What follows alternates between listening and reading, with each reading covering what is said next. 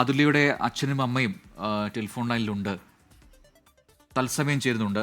ഇപ്പോൾ ഈ ഘട്ടത്തിൽ എങ്ങനെയാണ് സംസാരിക്കേണ്ടതെന്നുള്ളൊരു ബുദ്ധിമുട്ടുണ്ട്. ഈ വലിയ വേദന രണ്ടുപേർക്കും ഉണ്ടെന്നറിയാം. എന്തൊക്കെ കാര്യങ്ങളാണ് നമുക്ക് ഇപ്പോൾ പറയാൻ കഴിയുക? അതുല്യ വലിയ രീതിയിലുള്ള മനോവിഷം ഉണ്ടായിരുന്നു, ക്രൂരമായ പീഡനം കഴിഞ്ഞ കുറേ നാളുകളായി ഏറ്റുവാങ്ങേണ്ടി വന്നു എന്നൊക്കെയുള്ള വിവരങ്ങളാണല്ലോ പുറത്തു വരുന്നത്.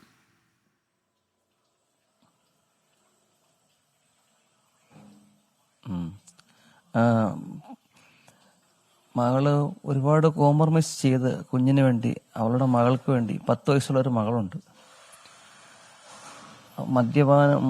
ഓവർ മദ്യപാനമാവുന്ന സമയത്ത് ഒരുപാട് ആക്രമണത്തിനവയും വളരെ മൃഗീയമായി പെരുമാറുകയും ചെയ്യുന്ന ഒരു വ്യക്തിയായിരുന്നു. എന്നിട്ട് പോലും എൻ്റെ മകൾ ഇതെല്ലാം സഹിക്കുകയും ക്ഷമിക്കുകയും ചെയ്യുകയായിരുന്നു. ധാരാളം ഉപദ്രവങ്ങളും കാര്യങ്ങളും ഒക്കെ വർഷങ്ങളായിട്ട് നിരന്തരം ഉണ്ടായിട്ട് അവൾ ഇതുവരെയും സഹിച്ച് നിൽക്കുമായിരുന്നു. എന്തിനു വേണ്ടി? ഒരു പെൺകുട്ടിയുണ്ട്, 10 വയസ്സുള്ളൊരു മോളുണ്ട്. ആ കുഞ്ഞിന് വേണ്ടി അവൾ എത്രയോ ക്ഷമിച്ചു, സഹിച്ചു എന്ന് എനിക്കറിയാം. ഞാൻ വിദേശത്ത് ജോലി ചെയ്തെന്നാലും എല്ലാം ലൈവായിട്ട് ഞാൻ ടെലിഫോണിലും കണ്ടിട്ടിരുന്നിരുന്നു അവൻ്റെ എല്ലാ പീഡനങ്ങളും. ഇപ്പോൾ ഇത്രയും വയസ്സായി, കുഞ്ഞിന് 10 വയസ്സായിട്ട് പോലും അവനത് നിർത്തിയിട്ടില്ല എന്നുള്ളതാണ്. മദ്യപാനമാണ് ഇതിന്റെ മെയിൻ കാരണം. മദ്യപാനം തന്നെ.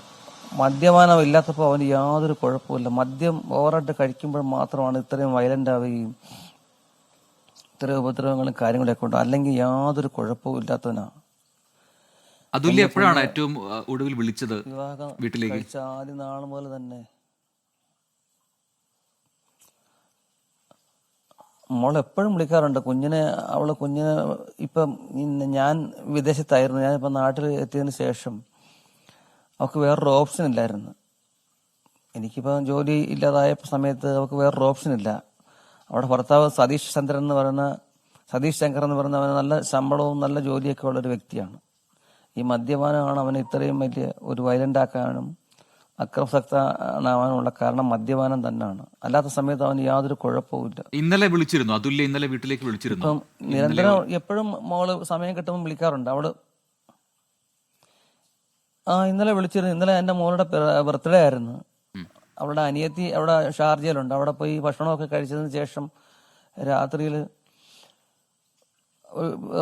റൂമിൽ വന്നിരുന്നു അനിയത്തിയുടെ. അതിനുശേഷം തിരിച്ചു വന്നതിന് ശേഷമാണെന്ന് തോന്നുന്നു ഈ പ്രശ്നം ഉണ്ടായത്. ഇവ മദ്യപിച്ചു, ഓവറായിട്ട് മദ്യപിക്കും. ഇന്നലെ വലിയ മദ്യപാനമായിരുന്നെന്നാണ് ഞാൻ അറിഞ്ഞത്.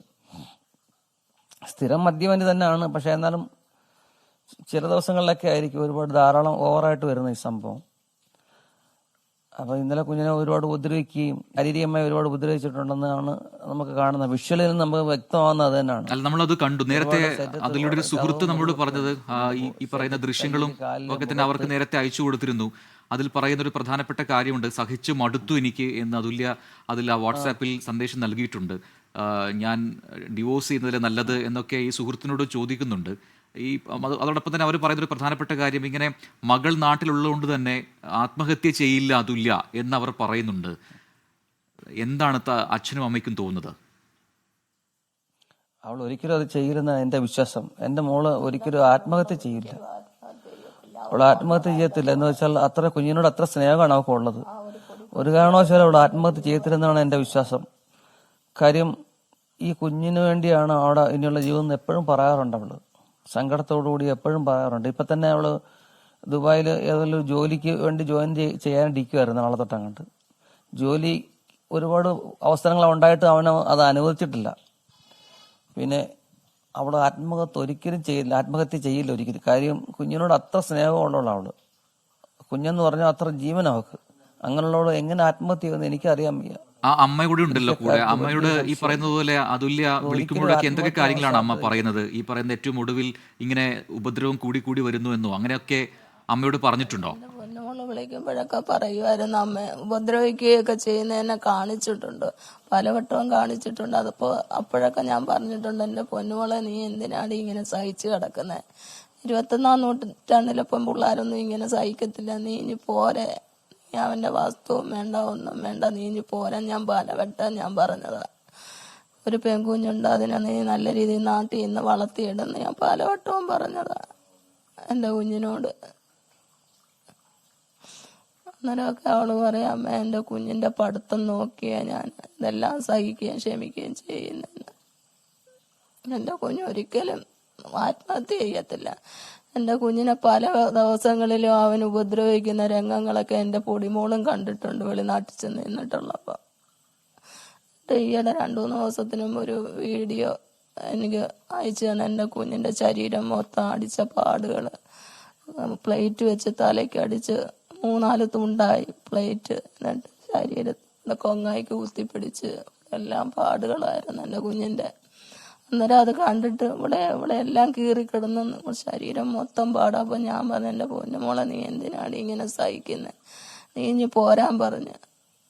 എനക്കൊന്നുമില്ലേലും ഇവിടെ ഇച്ചിരി വകയുണ്ട്, നീ എന്തിനാ അവൻ്റെ വസ്തുവും വീടും ഒന്നും നമുക്ക് വേണ്ട, സഹിക്കാൻ പറ്റത്തില്ല, എന്തോ ഒഴിഞ്ഞ് കളമോളെ, നിനക്കൊരു കുഞ്ഞു കിടപ്പൂല, അതിന് അമ്മയില്ലാതാക്കല്ലേ എന്ന് ഞാൻ പറഞ്ഞതാ. ഒരിക്കലും ആത്മഹത്യ ചെയ്യത്തില്ല, ഒരിക്കലും. അമ്മ നാട്ടിലേക്ക് വരാൻ പറഞ്ഞപ്പോഴൊക്കെ എന്താണ് അതുല്യ മറുപടി പറഞ്ഞത്? ഈ മകളെ ഓർത്ത് തന്നെയാണ് അവിടെ കഴിഞ്ഞത്? എന്റെ മോളെ അടിച്ചു കൊന്നതായിരിക്കും, അടിച്ചു കൊന്ന് കെട്ടിത്തൂക്കിയതായിരിക്കും, അല്ലാതെ ഒരിക്കലും അവൾ ആത്മഹത്യ ചെയ്യത്തില്ല. നല്ല വിശ്വാസമുണ്ട് ഞങ്ങൾക്ക്. ഈ തൊട്ടടുത്ത് തന്നെ അതുല്യയുടെ സഹോദരി ഉണ്ടല്ലോ ഷാർജയിൽ. അപ്പൊ ഇങ്ങനെ ഈ പ്രശ്നങ്ങളൊക്കെ ഉണ്ടാകും. പറഞ്ഞോളൂ. ഇന്നലെ എൻ്റെ കുഞ്ഞ് ആ ഇളയ മോടെ അടുത്ത് പോയി അവള് ബിരിയാണിയൊക്കെ ഉണ്ടാക്കി കൊടുത്ത് മാങ്ങയൊക്കെ പൂളിയൊക്കെ കഴിച്ച് അങ്ങനെ വീഡിയോ കോളിൽ എന്നെ വിളിച്ചത് കാണുകയും ചെയ്തതാ. ആ ഒരു ആഹാരം കഴിക്കുന്നത് ഞാൻ കണ്ടതാണ്. ഭയങ്കര ഹാപ്പിയായിരുന്നു അനിയത്തിയും ചേട്ടത്തിയൂടെ. അവള് ജോലിക്ക് ഇന്ന് പോകാനായിട്ട് ഇന്നിരുന്ന അവള്. അങ്ങനെയുള്ള ഒരു കുഞ്ഞ് ഒരിക്കലും ആത്മഹത്യ ചെയ്യത്തില്ല. നല്ല ഉറച്ച വിശ്വാസമുണ്ട് എൻ്റെ കുഞ്ഞ് ആത്മഹത്യ ചെയ്യത്തില്ല. ഈ ഇപ്പൊ നേരത്തെ അച്ഛൻ പറയുന്നത് കേട്ടു, ഈ മദ്യപിക്കുമ്പോൾ മാത്രമാണ് ഇങ്ങനെ വലിയ രീതിയിൽ അക്രമാസക്തനാകുന്നത്, അല്ലാത്ത രീതിയിൽ മറ്റു പ്രശ്നങ്ങളൊന്നുമില്ല. ഈ അതുല്യ ഇതുപോലെ ജോലിക്കൊക്കെ പോകുന്നതിന് എന്തെങ്കിലും എതിർപ്പുണ്ടായിരുന്നു? അവനൊരു എതിർപ്പുണ്ടായിരുന്നു. 2 തവണ അവള് ജോലി കയറിയതായിരുന്നു. ഒരു ട്രാവൽ ഏജൻസിയിൽ ഒരു ദിവസം പോയി. അപ്പോൾ അവിടെ ജോലി ചെയ്ത ഒരു പയ്യൻ എങ്ങനെ ഉണ്ടെന്ന് ചോദിച്ചു അതിൻ്റെ ഓണർ. അന്നേരം അവള് പറഞ്ഞ അത്ര സുന്ദരനല്ല എന്നാ. അപ്പോൾ അവൻ സംശയം കൊണ്ട് പിറ്റേന്ന് അവൻ ജോലിക്ക് പോകാതെ അവിടെ ചെന്ന് നോക്കി. അപ്പോൾ ആ പയ്യൻ സുന്ദരനാന്നും പറഞ്ഞ് അവൻ പോണ്ടാന്ന് പറഞ്ഞു. ഒരു ദിവസം ജോലി കയറി. പിന്നെ 2 ദിവസം വേറെ ലുലു മാളി അങ്ങനെ പോയി 2 ദിവസം ജോലി ചെയ്തപ്പോഴും അത് ഇതായിട്ട് ബില്ലിംഗ് സെക്ഷന്. എന്നിട്ടും അവൻ വിടത്തില്ല. പിന്നെ വേണ്ട, ജോലിക്ക് രാത്രിയാവും, അവൻ ജോലിയും കഴിഞ്ഞ് വരുമ്പോൾ അവൻ അവിടെ കാണണമെന്നും പറഞ്ഞ് അതും വിട്ടില്ല. 3 അടുത്ത് അവൾ ജോലിക്ക് പോയതായിരുന്നു. ഇന്ന് ഒരു ജോലിക്ക് കയറാനായിട്ട് അവൾ ഇരുന്നായിരുന്നു. അമ്മ 3 മാസം മുൻപ് അവര് നാട്ടിലേക്ക് വന്നിട്ട് തിരിച്ചു പോയതാണെന്നാണ് നേരത്തെ നല്ല ബോധ്യമുണ്ട് ഒരു ബന്ധു പറഞ്ഞത്. അങ്ങനെ തന്നെയാണല്ലോ അല്ലേ?